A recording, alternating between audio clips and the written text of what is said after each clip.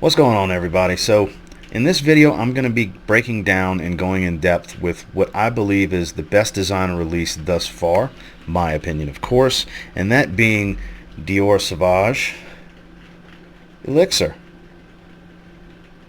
So stay tuned, we'll talk about it.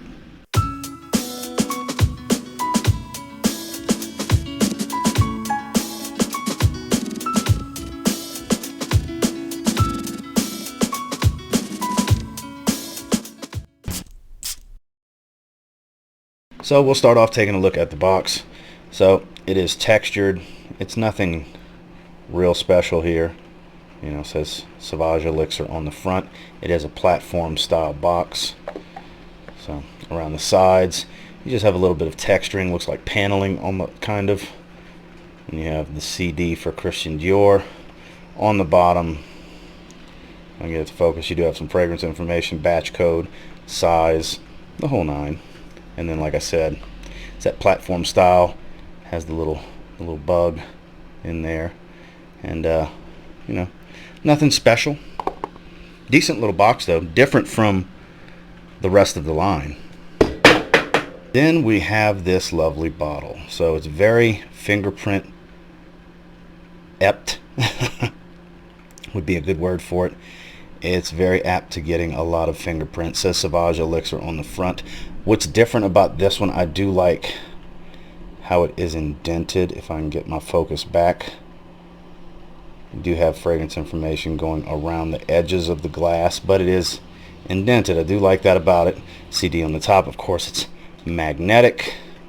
Do have the CD, little bug inside the cap, and a wonderful serious atomizer. Let's get into the scent. So I'll go ahead and put the notes from base notes right here on there for you.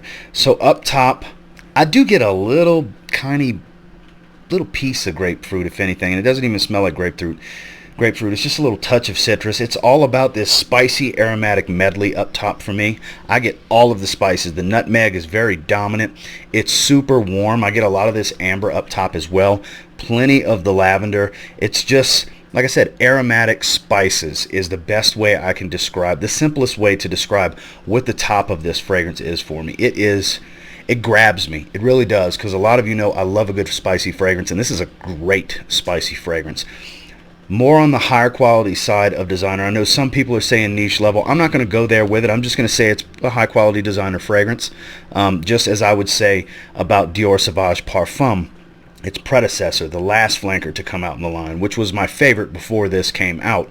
They seem to get better every flanker, in my personal opinion, for my taste. And as it starts to really settle down, this licorice note really comes in a lot of the woods. It gets much creamier. The sandalwood's pretty dominant on my skin.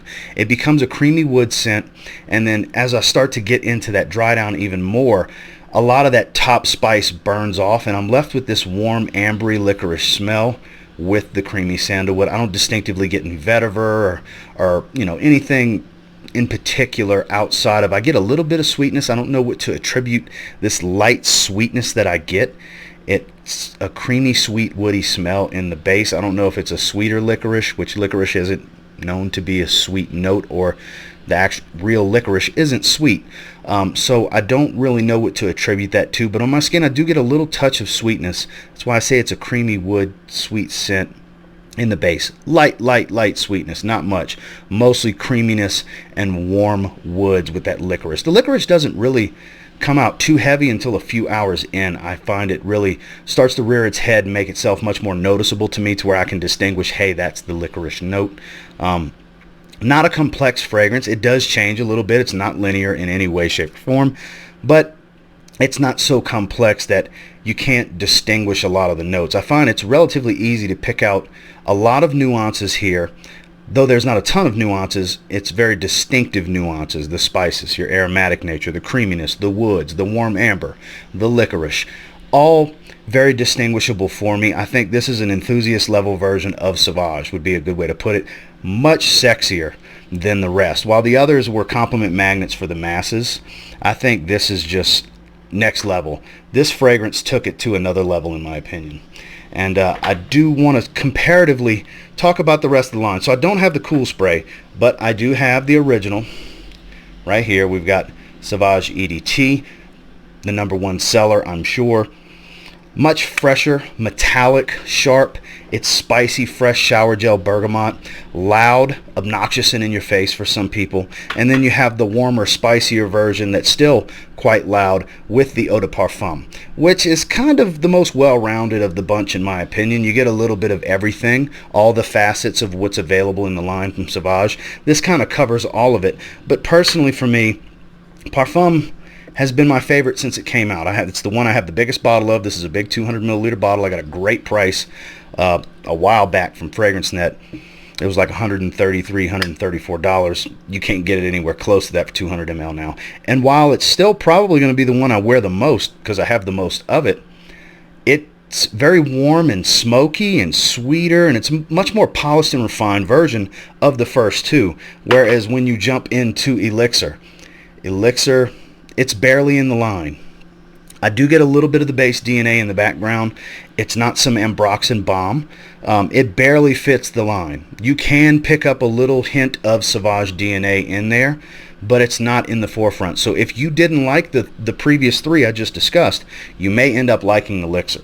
I actually did a little brief written review today on Instagram stating, don't let others help you prejudge this fragrance. Get out and test this on your skin and try it for yourself, because if you hate Sauvage or you just don't like any of them, it's just not for you, you should still try this. Be your own judge. Don't just assume because it's a Sauvage fragrance that you're not going to like it and it's more of the same, because it is absolutely not more of the same. I think it's completely different with just a little touch of what the original was all about. Let's talk about the performance. So the performance on Sauvage Elixir, it's, I think, everything someone who doesn't like loud in your face fragrances would want, because the longevity is outrageous. 12 plus hours. It's high as it gets. Once you hit 12, it's outrageous in my opinion. It never goes away. If you don't scrub it off, it's not going away. If you spray this on your clothes, I can't tell you how long it'll be on there. I really can't. This is not one I would spray on my clothes, because your clothes will smell, unless you just want your clothes to smell like Sauvage Elixir. But the longevity is in what I would consider nuclear. It's beyond a beast in longevity from my experience. It's 12 plus hours. I haven't been able to clock it past 12 hours because I end up taking a shower by then. And it's still going strong. Not a skin scent, still rolling. Now projection, it's not real heavy, but it's not real light. It's somewhere in between, where up front, that first hour, maybe a little longer than an hour, it's out there. It's pushing pretty good. It's a few feet out, arm's length, maybe a little better, but it's not a beast. It's not too in your face, but it's very pronounced. In the first hour to hour and a half, real easy to smell you. Real easy to smell you when you have Sauvage Elixir on your skin. And then after that, it has this consistent aura. Kind of like what Bleu de Chanel Parfum does for me, what a lot of Parfum flankers tend to do for me, where you get a nice mild bubble around you that's consistent for hours upon hours upon hours. And I'm not just talking 3, 4, 5 hours in. I'm talking about 8, 9 hours in, where the projection is not even close to a skin scent, but it's not really screaming off of your skin either. It's one that radiates. I find it radiates off my skin to where it has this consistent projection and literally forms a bubble around me. Maybe like a 1 foot, half a foot bubble. I mean, it's not something you can just measure, but it's easy to smell someone, at least in my experience, with Sauvage Elixir on. It's not going to hit you from 6 feet away, but when somebody walks by you or when you walk by someone, I would say maybe 8 out of 10 times, they're going to get at least a mild whiff of you, because it does steadily radiate off of your skin. Well, for me anyways, it radiates off of my skin. So I would say A+ in longevity. And for projection, I would go with a B. I know I normally don't do this type of ranking system, but just to give you some perspective, because I feel like, an A+, which most people would want something super loud in your face. I don't like fragrances like that all the time. It's seldom that I choose to wear that type of stuff.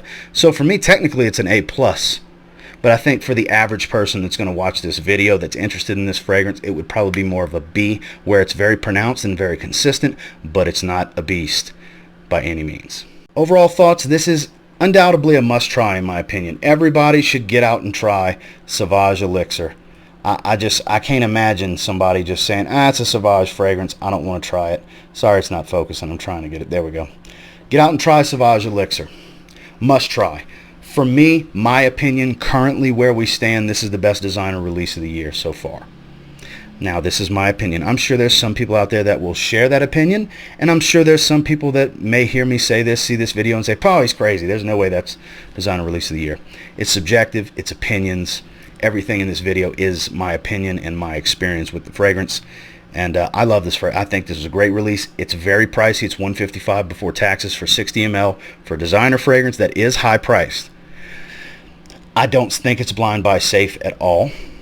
I think it's one that you definitely need to try before you buy, because God forbid you blind buy this, end up not liking it, and now you're mad at the world, mad at the fragrance world, because you spent, you know, like after taxes, like 168, 170 bucks on a fragrance that you can't stand, that was only 2 ounces to begin with, that's not even a niche fragrance.